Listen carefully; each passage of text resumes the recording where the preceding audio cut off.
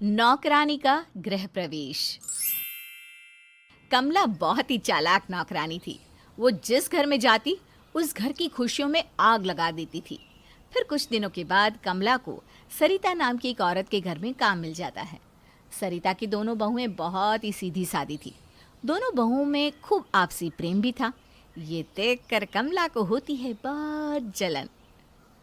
पहला ऐसा घर देख रही हूँ जहाँ देवरानी जेठानी मिलजुल कर रहती हैं। अरे जिस घर में लड़ाई झगड़ा ना हो वहाँ काम करने में मज़ा ही क्या। अब मुझे इन दोनों के बीच आग तो लगानी ही पड़ेगी। फिर एक दिन सरिता की छोटी बहू दिव्या कहीं जाने के लिए तैयार हो रही थी। तभी कमला झाड़ू लगाते हुए उसके कमरे में दाखिल होती है।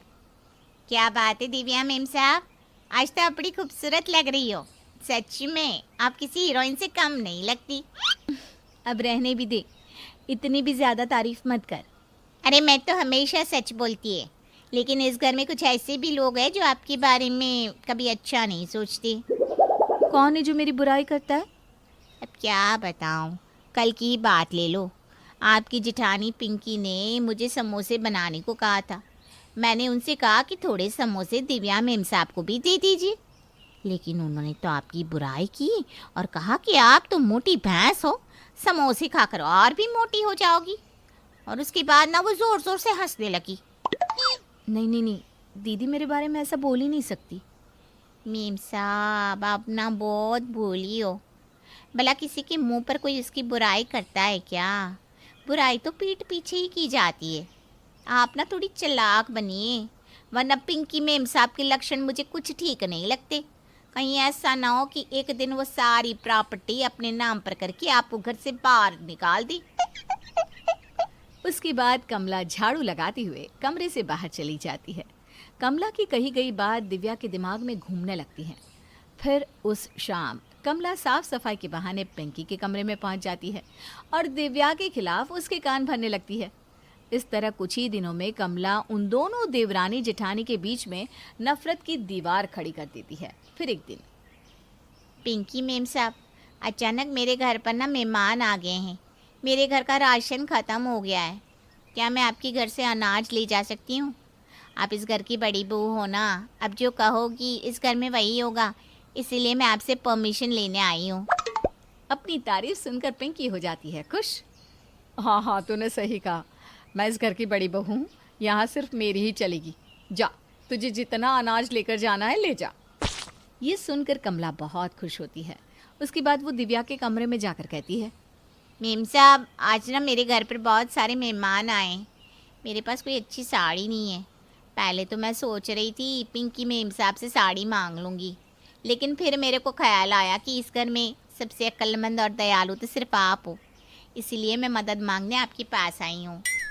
दिव्या भी कमला की चिकनी चुपड़ी बातों में आकर उसे अपनी 2 महंगी साड़ी दे देती है। उस दिन के बाद से कमला दोनों बहुओं को अपनी बातों के मीठे जाल में फंसाकर उनसे तरह तरह की चीजें लेने लगती है। फिर एक दिन पिंकी का पति राजीव घर के खर्चे का हिसाब कर रहा था। अरे ये क्या पिंकी, इस महीने राशन पर हमारे दुगने पैसे खर्च हो गए। आखिर इतना खाना कौन खा जाता है? पिंकी राजीव को कमला के बारे में नहीं बताना चाहती थी, क्योंकि वो कमला की नज़रों में महान बनी रहना चाहती थी, इसलिए वो बात को घुमा देती है। उसी शाम दिव्या अपने पति राहुल से नई साड़ियाँ खरीदने के लिए कहती है। ये सब क्या है दिव्या? पिछले महीने ही तो तुमने ढेर सारी साड़ियाँ खरीदी थी। तुम्हारे पास तो अलमारी भर की साड़ियाँ थी। आखिर तुम्हारी सारी साड़ियाँ कहाँ चली गई? कमला ने दिव्या की भी बढ़ाई करके उसे चने के जाड़ पर चढ़ा रखा था, इसलिए वो अपनी झूठी शान बरकरार रखने के लिए अपने पति राहुल से झूठ कह देती है कि उसकी साड़ियाँ चूहे कुतर गए थे, इसलिए वो सारी साड़ियाँ उसे फेंक देनी पड़ी। इस तरह कमला अपने शातिर दिमाग के जरिए दोनों बहुओं को बेवकूफ़ बनाकर खूब फायदा उठा रही थी। फिर एक दिन सरिता एक कारपेंटर को घर पर बुलाती है। सरिता उसे पिंकी के कमरे में ले जाती है। देखो, सारा कमरा अच्छी तरह देख लो। मुझे यहाँ पर एक महाराजा बेड और उस कोने पर सुंदर सी अलमारी चाहिए, और हाँ, यहाँ एक अच्छा सा ड्रेसिंग टेबल भी बना देना। क्या बात है, ये बुढ़िया तो अपनी बड़ी बहू के ऊपर खूब खर्चा कर रही है। अभी इस बुढ़िया की मौज लेती हूँ। उसके बाद कमला जल्दी से दिव्या के कमरे में पहुंच जाती है और उसे भड़काना शुरू कर देती है। अच्छा, तो ये बात है, आज मैं मम्मी जी को नहीं छोड़ूंगी। उसके बाद दिव्या गुस्से में पिंकी के कमरे में पहुंच जाती है। ये सब क्या है मम्मी जी? आप दीदी के लिए इतना खर्चा कर रही हो, आखिर मैं भी तो इस घर की बहू हूँ। आप मेरे बारे में क्यों नहीं सोचती? अरे बहू, अचानक तुझे क्या हो गया? इस कमरे से निकलने के बाद मैं तेरे ही कमरे में आने वाली थी। अरे रहने दीजिए मम्मी जी, वो तो मैं यहाँ पर आ गई इसलिए आप बातें बना रही हो। अगर आप इतनी ही ईमानदार होती तो हम दोनों बहू को एक साथ बुलाकर हमारी पसंद पूछती, लेकिन आपको तो सिर्फ अपनी बड़ी बहू ही प्यारी है। ए दिव्या, तू बेवजह बखेड़ा खड़ा कर रही है। चल जा यहाँ से, बेकार में मेरा दिमाग खराब मत कर। तू होती कौन है मुझे यहाँ से निकालने वाली? मैं अच्छी तरह जानती हूँ, तो मम्मी जी की चमची है, इन्हें बहला फुसला कर अपना काम निकालती है। ये सुनकर पिंकी अपना आपा खो बैठती है और बगल में पड़ा डंडा उठा लेती है। अब बोल बोल, क्या बोल रही थी? अरे यह सब तुम दोनों क्या कर रही हो? भगवान के लिए मेरे घर में कोई तमाशा मत करो। दिव्या बहू, मैंने कह दिया ना, तेरे लिए भी अलमारी और बेड बनेगा। अब तू चल यहाँ से। उसके बाद सरिता दिव्या को लेकर वहां से चली जाती है। ये देखकर कमला मुंह बना लेती है।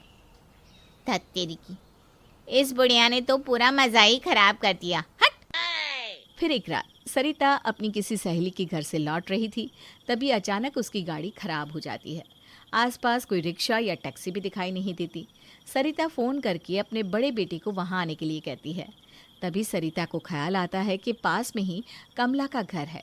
सरिता वक्त बिताने के लिए कमला के घर पहुंच जाती है, लेकिन सरिता जैसे ही दरवाजे पर पहुंचती है कि तभी उसे कमला के ज़ोर ज़ोर से हंसने की आवाज़ सुनाई देने लगती है।